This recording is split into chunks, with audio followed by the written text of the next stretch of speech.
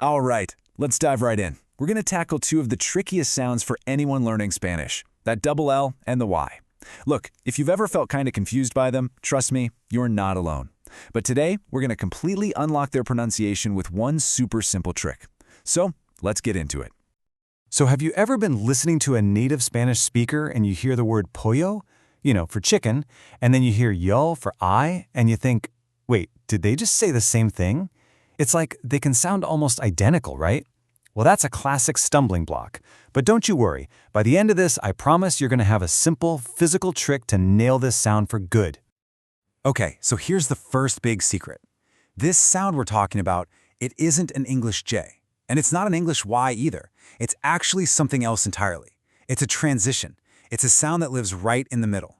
So think about that hard, sharp sound in a word like Joe, and then think about that soft, gliding sound in yellow.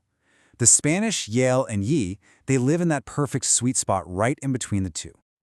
Now hang on, before we go any deeper, let's just quickly clear up a couple of other letters that trip people up all the time. First up, the Spanish J, the jota. That thing sounds like a strong English H. Think of the word ham.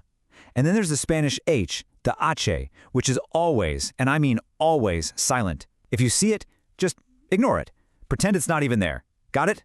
Awesome. Okay, back to the main event. All right, you're going to see this fancy word up here, fricatives. Ooh, okay. Don't let that scare you off. You absolutely do not need to memorize this. But knowing what it means is kind of the key to everything. All it means is a sound that's made by forcing air through a really narrow channel in your mouth. And that, right there, is the science behind why the technique we're about to learn works so well. And this right here is the absolute crucial point. You can listen to native speakers until you're blue in the face, but to really, truly master this sound, the change has to be physical. The secret isn't about training your ear to hear it better. Nope, it's all about training your mouth to make a totally new shape. Okay, you ready? Here's exactly how you do it. And let's try this together, right now. First, just say an English word like yellow. Go on, say it. Yellow.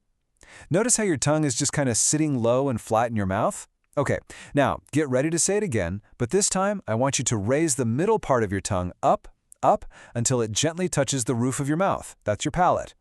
And now try to make this sound from that exact spot.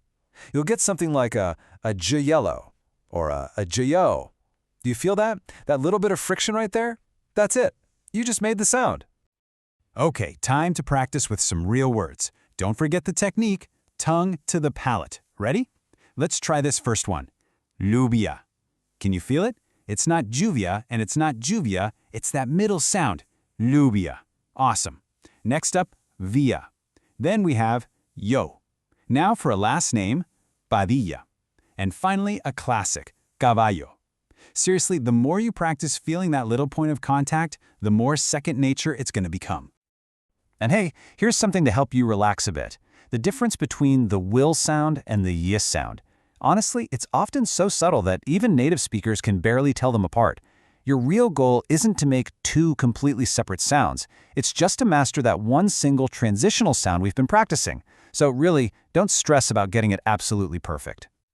So, speaking of little variations, just like English has tons of different accents, from Texas to London, Spanish does too. And once you've got this main sound down, it's super helpful to know about some of the cool regional twists you might hear. Okay, this is a really cool one. If you ever find yourself in Argentina or Uruguay, you are going to hear a huge difference. Down there, that L and A sound we've been working on, it often turns into a SH sound. Yeah, really.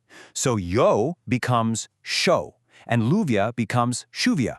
Now, you don't have to talk this way, but just knowing this exists, it's going to be a massive boost for your listening skills. So, let's boil it all down.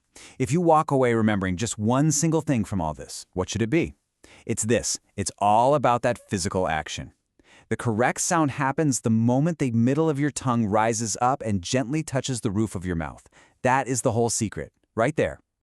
So there you have it. That's the physical key to unlocking one of the most notoriously tricky sounds in Spanish. See? It's not a mystery anymore. It's a real technique you can go out and practice right now.